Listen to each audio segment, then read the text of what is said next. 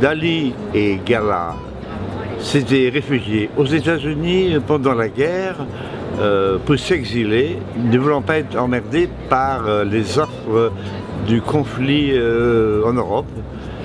Alors, le génie de Dali, comme aussi ses pitreries dues à un talent d'exhibitionniste, d'autovention, l'a rendu très célèbre aux États-Unis. Lorsqu'ils sont revenus en 1948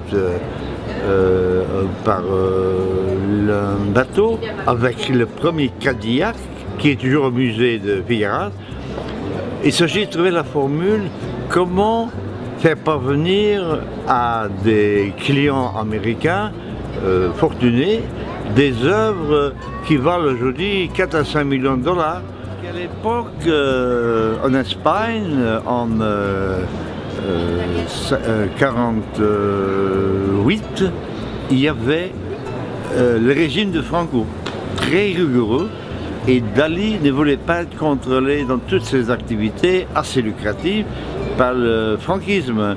Donc avec Gala, ils ont trouvé l'idée assez géniale de venir à Perpignan, première guerre frontalière, pour expédier leurs tableaux aux États-Unis, à Paris évidemment. Alors, donc la guerre de Perpignan est devenue la clé de la réussite, la porte du nouveau monde, le centre de l'univers.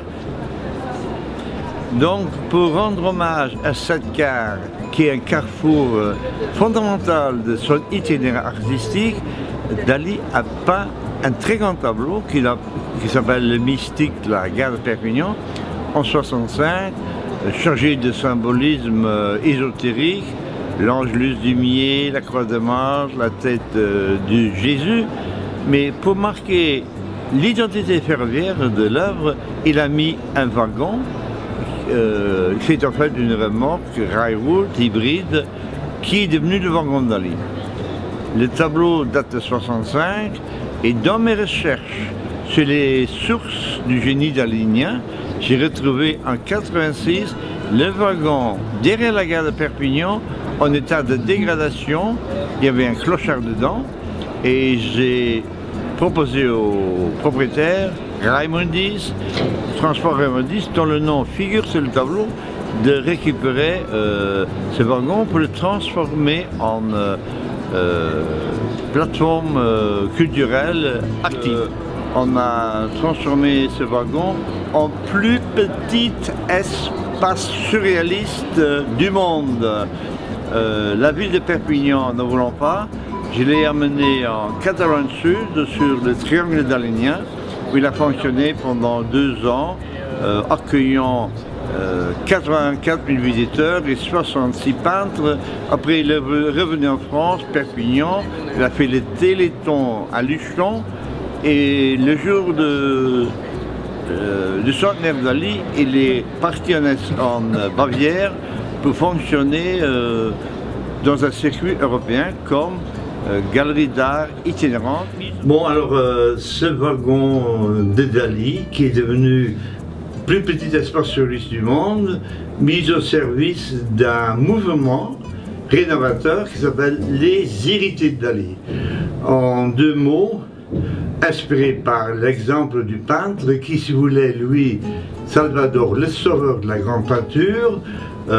Ces peintres-là refusent de suivre l'art contemporain, des modernes, des abstraits, des installations, et ils continuent à peindre comme les grands maîtres, comme les surréalistes, de la peinture de l'imaginaire. Vous voyez là des œuvres faites par 10 artistes qu'on a choisis pour le salon Art en Capitale, pour présenter des œuvres d'un type un peu ancien, qui n'est plus tellement à la mode, dont les galeristes ne viennent pas, ne veulent pas. Alors nous nous organisons nous-mêmes, avec le wagon notamment, pour présenter de la peinture de grande qualité qui va renaître. Nous avons reçu hier, ici, au Salon des artistes français, 4 médailles qui rendent hommage à la valeur de cette peinture qui risque de rebondir, surtout que nous avons l'intention de créer un style nouveau à partir de la fantastique.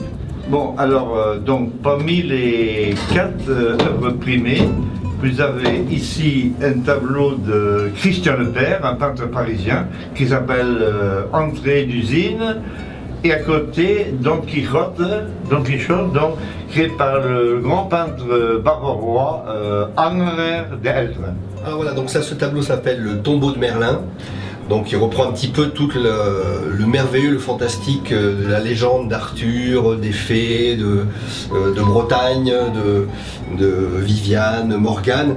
Et ici donc c'est un tableau qui parle plus précisément de Merlin qui est là pour son dernier voyage. Donc ici nous avons le dragon, donc très cher dans le monde celtique parce que le dragon, par exemple les Celtes pensaient qu'il vivait sur le dos d'un dragon.